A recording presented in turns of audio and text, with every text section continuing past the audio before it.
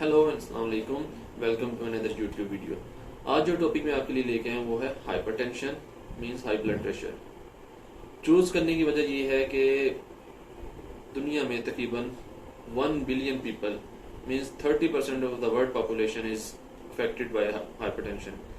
30% आबादी दुनिया की इससे अफेक्ट है। और मजे की बात यह है कि इसके साइन सिम्टम्स बहुत कम लोगों में होते हैं, तो इसकी वजह से अनडायग्नोज इसका पता ही नहीं चलता।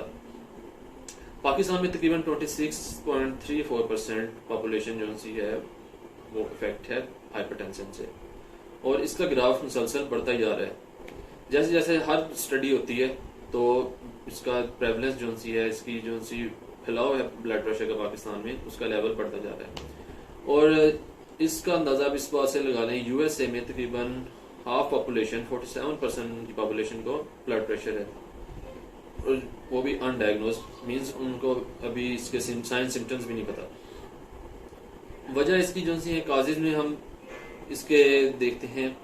सबसे पहले आपके पास ओबेसिटी, जो हमारी लास्ट वीडियो थी वही इसकी सबसे मेन रीजन।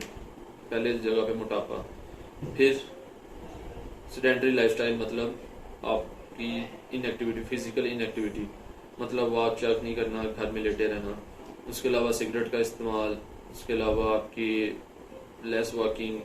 फिर एज का, इंक्रीजिंग एज में ज़्यादा ट्रेंड होता है, जिस तरह उम्र बढ़ती जाएगी इसके चांस बढ़ते जाएंगे। उसके साथ आपके जेनेटिक्स, फैमिली हिस्ट्री, और high salt diet, high fat diet, ये सारे कंट्रीब्यूटिंग फैक्टर्स हैं हाइपरटेंशन के। तो केवल 90% काजेज इसकी अनडायग्नोज, इसकी काज का पता नहीं होता। That's called primary hypertension means उसमें कोई काज स्पेशल हमें मिलती नहीं है। लेकिन 10% जो काजेज हैं वो सेकेंडरी काजेज हैं, वो किसी वजह से ब्लड प्रेशर इंक्रीज होता है बॉडी में किसी वजह से। मींस वो गुर्दों का मसला हो सकता है, आपके खून की नालियों का मसला हो सकता है, उसमें क्लॉट जमा हो जाए, वो तंग हो जाए, उम्र से ज़्यादा हो जाए, या किसी ग्लैंड्स आपकी बॉडी में सही तरह काम ना कर रहे हो, उस वजह से हो सकता है। इसने बंदे को फील क्या होता है, पता कैसे चलेगा आपको कि मुझे ब्लड प्रेशर है? तकरीबन आपके 80 to 90% पीपल में कोई सिम्टम्स नहीं आती। दैट्स वाई ये अनडायग्नोज रहती है जब तक आप ब्लड प्रेशर जाके चेक नहीं करवाते हॉस्पिटल में। लेकिन फिर भी कई लोगों में जो है चिड़चिड़ापन आना शुरू हो जाता है, एंग्जाइटी, नींद नहीं आती उनको, स्लीप डिस्टर्बेंस स्टार्ट हो जाते हैं। उसके साथ स्वेटिंग, हेडेक, ये कुछ सिम्टम्स हैं जो से कई लोगों में आना शुरू हो जाते हैं बिफोर डायग्नोजिंग हाइपरटेंशन। अब इसका पता कैसे चलता है कि ब्लड प्रेशर हमें हुआ है? एक इंस्ट्रूमेंट होता है स्फिग्मोमेनोमीटर, जो सा ब्लड प्रेशर चेक करने के लिए होता है। उसमें एक आप देखते हैं कि ऊपर वाला ब्लड प्रेशर, एक नीचे सिस्टोलिक एंड डायस्टोलिक।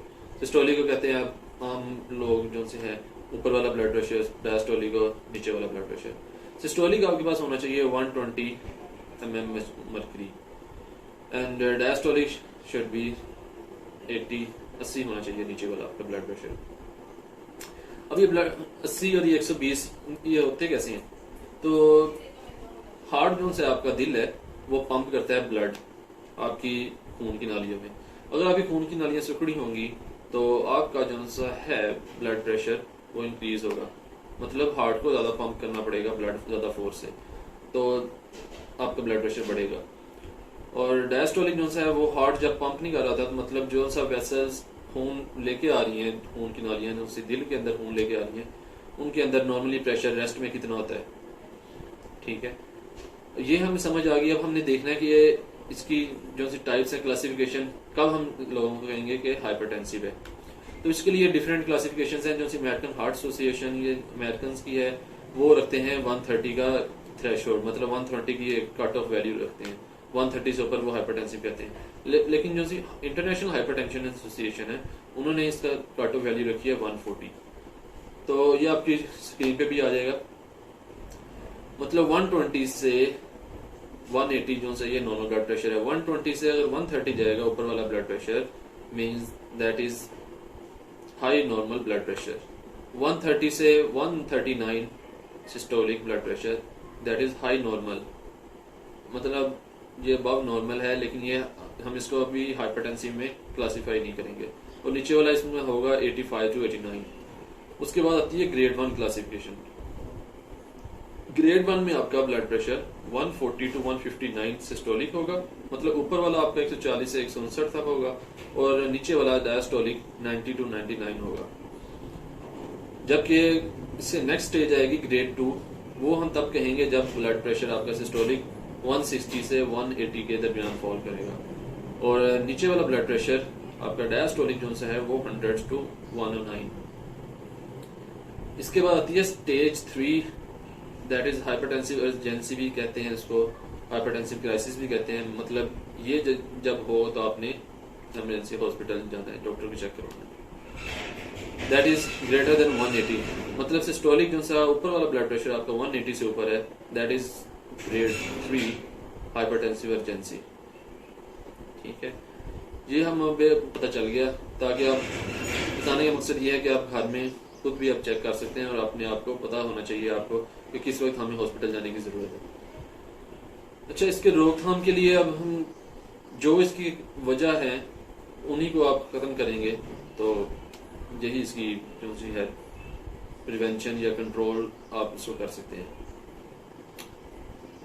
इससे ज्यादा से ज्यादा वॉकिंग, अब वॉक जो है वो मेन फैक्टर है इसका। वॉक आपको तकरीबन 150 मिनट्स अ वीक करनी चाहिए, दिन में तकरीबन 30 मिनट बनते हैं।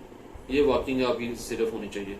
अगर आप जॉगिंग कर रहे हैं तो वो ऑलमोस्ट 75 मिनट्स अ वीक बनते हैं, मींस आप 15 मिनट्स अ डे, दिन में 15 मिनट आप वॉक जॉगिंग करें, तो ये आपकी मतलब हफ्ते की पूरी हो जाती है वॉक। उसके अलावा आपने एंजाइटी से बचें, स्ट्रेस नहीं लेना आपने। इसके अलावा सॉल्ट डाइट, नमक कम इस्तेमाल करें। फैटी फूड जो सा लास्ट वीडियो में भी हमने बताया वो आप कम इस्तेमाल करें। इसके अलावा फ्रूट्स, वेजिटेबल्स, ये आपने ज़्यादा इस्तेमाल करनी है। और जैसे भी एक कहावत भी है, an apple a day keeps the doctor away, तो कोशिश करें कि रोज़ एक सेब तो लाजमी खाएं। इसके अलावा स्मोकिंग, इसको आपने नहीं यूज़ करना, क्योंकि स्मोकर भी एक मेन रिस्क फैक्टर है इसके। होपफुली आप इन चीज़ों पर अमल करेंगे और इंशाल्लाह हम ब्लड प्रेशर की जो सी बढ़ती हुई शरह है उसको हम इंशाल्लाह कम कर सकते हैं। Thank you very much.